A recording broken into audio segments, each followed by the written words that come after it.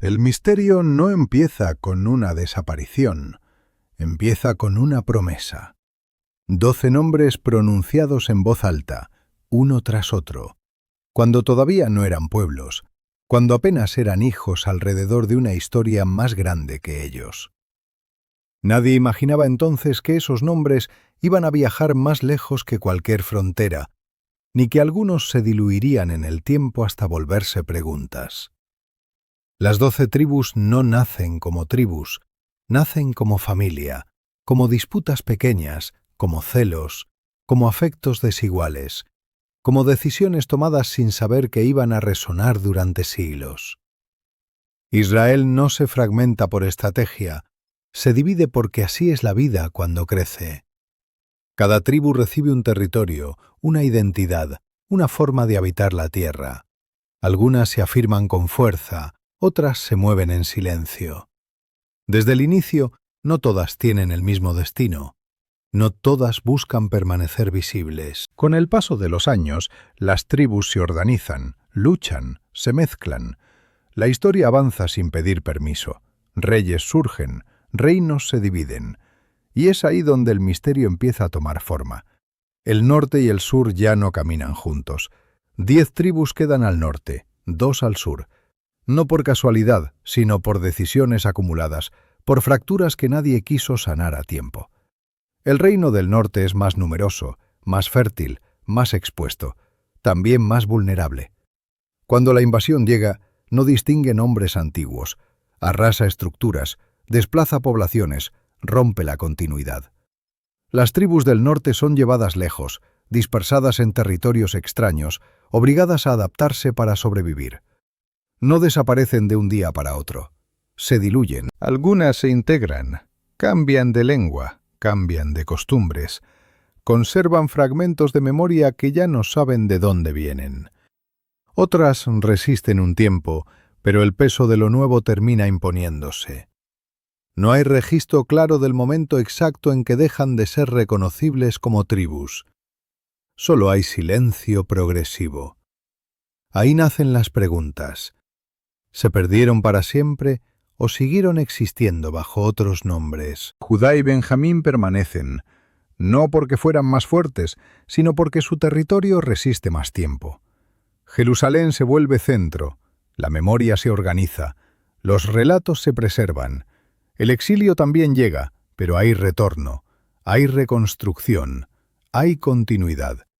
Las otras 10 tribus no tienen ese regreso visible, y sin embargo, la historia no se conforma con una ausencia simple.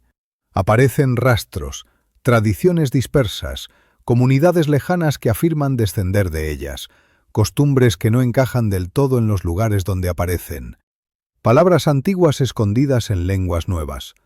Algunos miran hacia África, otros hacia Asia, otros hacia las montañas, hacia las islas, hacia pueblos que nunca se sintieron del todo de donde estaban. No hay pruebas definitivas, tampoco negaciones absolutas. El misterio persiste porque la historia real rara vez ofrece cierres limpios. Las tribus no terminan en un punto único, terminan en múltiples direcciones, como semillas llevadas por el viento. Algunas germinan sin que nadie reconozca su origen, otras permanecen dormidas en la memoria colectiva, esperando ser nombradas otra vez. Quizás el error fue buscarlas como bloques intactos, como si la identidad no cambiara con el tiempo, como si sobrevivir no implicara transformarse. Tal vez las 12 tribus no se perdieron, tal vez se dispersaron lo suficiente como para volverse invisibles. Tal vez siguen ahí, mezcladas, viviendo vidas comunes, sin saber que una vez formaron parte de una historia que todavía nos inquieta. Porque hay misterios que no existen para ser resueltos, sino para recordarnos que la historia humana no siempre deja rastros claros. Y mientras sigamos preguntándonos dónde terminaron las 12 tribus, seguimos reconociendo que algo de ellas todavía nos llama. La pregunta no se apaga con el paso del tiempo, se transforma. Con los siglos, el recuerdo de las tribus deja de ser geográfico y empieza a volverse simbólico. Ya no se busca solo un lugar en el mapa, se busca una huella, una forma de vivir, una manera particular de entender el mundo que no encaja del todo en ningún imperio. Los antiguos registros hablan poco después de la dispersión, no porque no hubiera vida, sino porque la escritura pertenece siempre a quien gobierna, y las tribus del norte dejaron de gobernar su propio relato. Otros escribieron por ellas, o no escribieron nada. En ese silencio aparecen las leyendas. Se habla de comunidades que guardaban leyes antiguas sin saber exactamente de dónde venían, de rituales similares practicados en tierras muy lejanas entre sí, de historias transmitidas de forma oral que coincidían en detalles imposibles de explicar por simple azar. Algunos relatos miran hacia el este, hacia rutas largas recorridas a pie, siguiendo ríos, cruzando desiertos, buscando lugares donde no fueran perseguidos por su diferencia. Allí, dicen, ciertas tribus aprendieron a sobrevivir mezclándose, ocultando lo esencial para protegerlo. Otras miran hacia el sur, hacia tierras africanas, donde la memoria se guarda más en los gestos que en los libros, donde los nombres cambian, pero las costumbres persisten, donde una bendición antigua puede sobrevivir sin saber que lo es. También están quienes miran hacia el norte, hacia pueblos que nunca encajaron del todo en la historia oficial de los lugares donde habitaron. Comunidades con un fuerte sentido de pertenencia, con reglas internas estrictas, con relatos de un origen común que nadie fuera de ellos termina de comprender. Cada teoría tiene algo de verdad y algo de deseo, porque buscar a las tribus perdidas no es solo un ejercicio histórico, es una forma de preguntarse qué ocurre con una identidad cuando pierde su centro, cuando ya no tiene templo, ni tierra, ni reconocimiento. La historia enseña que cuando un pueblo es arrancado de su lugar, no siempre desaparece. A veces se vuelve flexible, aprende a existir sin ser visto. Cambia de nombre para conservar el fondo, se adapta para no romperse. Eso es lo que vuelve tan difícil responder dónde terminó cada tribu. Porque terminar implica detenerse, y muchas de ellas nunca se detuvieron. Siguieron moviéndose, generación tras generación, hasta que el origen se volvió una sensación vaga, una intuición más que un dato. Judá conservó el nombre. Las otras conservaron, quizá, el impulso de recordar sin saber exactamente qué, de obedecer leyes que no siempre tienen explicación, de sentirse parte de algo más grande que el lugar donde se vive. Tal vez por eso el misterio sigue vivo, porque no se trata solo de encontrar restos arqueológicos o documentos antiguos. Se trata de reconocer que la historia humana no siempre se organiza en líneas claras. Las 12 tribus no terminaron todas en un mismo final. Algunas quedaron registradas, otras quedaron dispersas, otras quedaron escondidas en la mezcla. Y quizá esa dispersión era parte de su destino, no como castigo, sino como forma de permanencia. Porque lo que se concentra puede ser destruido. Lo que se esparce, en cambio, sobrevive de maneras inesperadas. Mientras el mundo siga cambiando, mientras las personas sigan preguntándose de dónde vienen, el eco de aquellas tribus seguirá apareciendo en lugares improbables, no como una respuesta definitiva, sino como una invitación constante a mirar la historia no solo como lo que fue escrito, sino como lo que se siguió viviendo cuando ya nadie estaba mirando.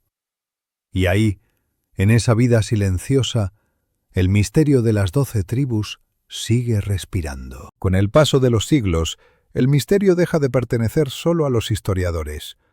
Pasa a habitar la imaginación de los pueblos.